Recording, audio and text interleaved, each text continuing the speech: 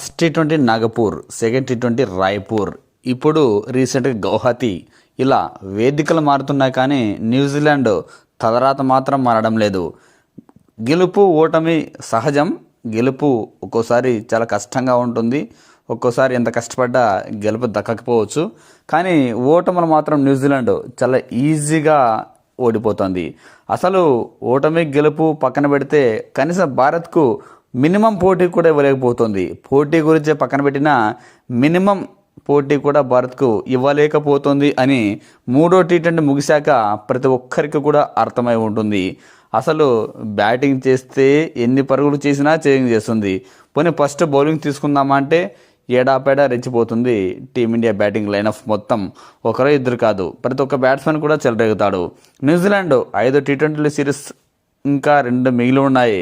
కానీ న్యూజిలాండ్ ఆడతీరు, భారత అద్భుతమైన ఆడతీరు చూశాక న్యూజిలాండ్ గెలవడం కలలో కూడా జరుగుతుందా లేదా అనిపిస్తుంది. అలా కొనసాగింది మూడో టీ20 ఫలితం.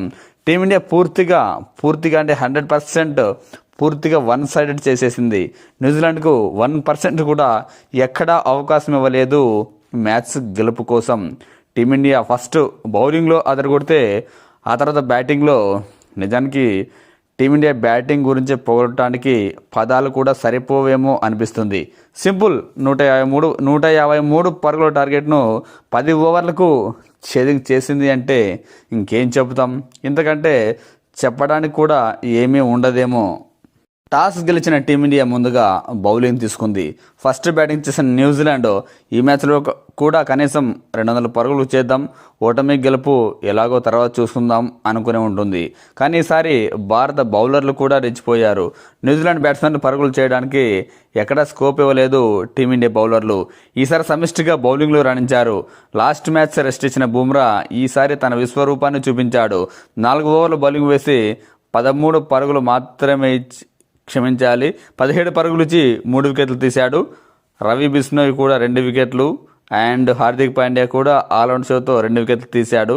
హర్షిత్ రాణా ఎప్పటిలాగే 1 వికెట్ మినిమం తీశాడు. ఇలా భారత బౌలర్లు రెచ్చిపోవడంతో న్యూజిలాండ్ 20 ఓవర్లలో 9 వికెట్లు కోల్పోయి 153 పరుగులే చేసింది. నిజంగా గత 2 మ్యాచ్లను చూస్తే ఈ మ్యాచ్లో పరుగులు చాలా తక్కువే అనుకోవచ్చు.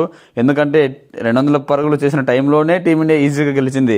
ఇక 153 పరుగులు అంటే ఏమాత్రం సరిపోతాయి మనకు. అలాగే కొనసాగింది భారత బ్యాటింగ్. న్యూజిలాండ్ బ్యాటింగ్లో గ్లెన్ ఫిలిప్స్ 48 పరుగులతో టాప్ స్కోరర్గా నిలిస్తే చాప్మన్ 32, కెప్టెన్ శాంట్నర్ 27 పరుగులు చేశారు. ఇక టీమిండియా ఇంతటి లక్ష్యాన్ని కూడా ఊదేసింది. అఫ్కోర్స్ ఇది భారీ టార్గెట్ కాదు కానీ ఓ మోస్తరు టార్గెట్ అనుకోవచ్చు. కానీ టీమిండియా 10 ఓవర్లకే మ్యాచ్ను ఫినిష్ చేసింది. అందులోనూ ఓపెనర్ శాంసన్ మొదట్లోనే అవుట్ అయినప్పటికీ ఆ తర్వాత అభిషేక్ శర్మ, ఇషాన్ కిషన్, సూర్యకుమార్ యాదవ్ ముగ్గురు కూడా విజృంభించేశారు. అభిషేక్ 68 పరుగులు చేస్తే సూర్యకుమార్ యాదవ్ 57 పరుగులతో, ఇషాన్ కిషన్ 28 పరుగులు చేసి టీమిండియా మ్యాచ్లో బ్యాటింగ్లో కీ రోల్ ప్లే చేశారు.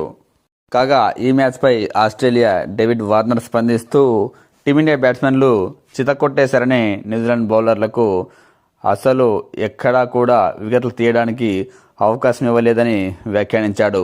ఇషాన్ కిషన్, అభిషేక్ శర్మ, సూర్యకుమార్ యాదవ్ ముగ్గురు కూడా న్యూజిలాండ్ బౌలర్లపై పూర్తిగా ఆధిపత్యాన్ని చెలాయించారని వ్యాఖ్యానించాడు.